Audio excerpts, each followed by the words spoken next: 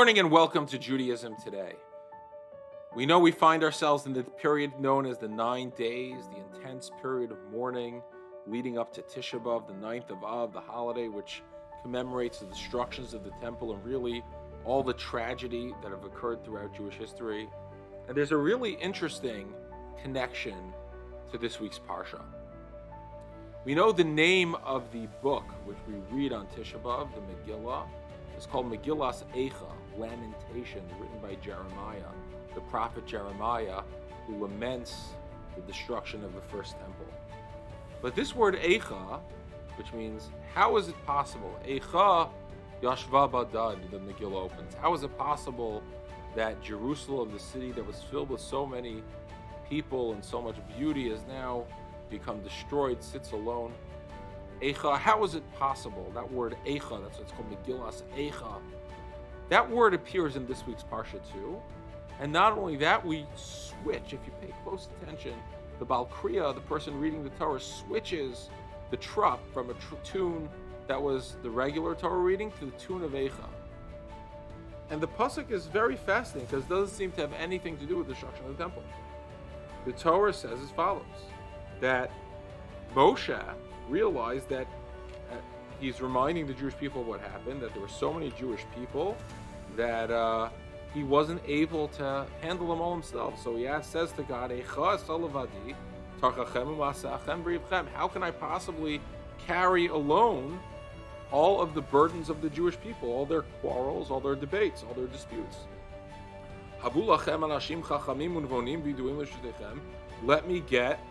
Let me get a bureaucracy, and that there'll be a chain of command, and the Jews have a question, they'll go to lower people and go higher and higher and higher until if the appellate court can't get an answer, they'll go to the higher court. They'll go to Moshe. And then, so Moshe presents as if he suggested this as an option to the people, like, is that a good thing? And the people answered him, and you answered me, Batamru, Tov hadavar sher dibart lasos. It's a great idea. Let's create a bureaucracy of courts, of people we can go further. You, Moshe, are too busy. One man alone can't handle the Jewish people. Okay, seems to be a very benign story, interesting story, a story of management, a story of bureaucracy. Moshe couldn't handle all the judging by himself, so he creates lower courts. Very simple, very to the point. And yet, it opens with this word Eicha, which we read to the tune of Lamentations, as if there's somehow a Tisha B'Av connection mixed in. What does this benign, almost, non-flagrant story of a bureaucracy have to do with Tisha B'Av? So Rashi makes an incredible point, that when the Jews said, yeah, it's a great idea, make a bureaucracy, Rashi says Moshe criticized them. Hayalachem lahashav Rabbeinu Moshe mimi noah lilmod. Mimcho mitalmidecha. Who is it better to learn from you or from your students? And I think that perhaps this captures one of the essential ideas of Tisha B'Av. Part of the problem of Tisha B'Av is that we lost our direct connection to Hashem. And that rather than being able to go to the Beis HaMikdash and see the sanctity, see his Shechina, we're now in Galus, we're now in Hester Panim, there's exile, there's God's hiddenness.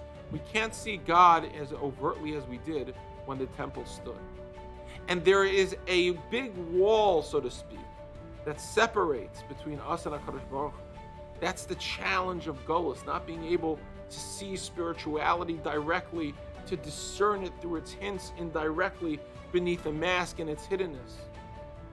And that's what Moshe was saying. Moshe was saying, you don't want to learn from me directly? I spoke to Hashem directly. You don't want to learn from me directly? You'd rather have a bureaucracy? You'd rather put a mask on? You'd rather put a wall between the two of us?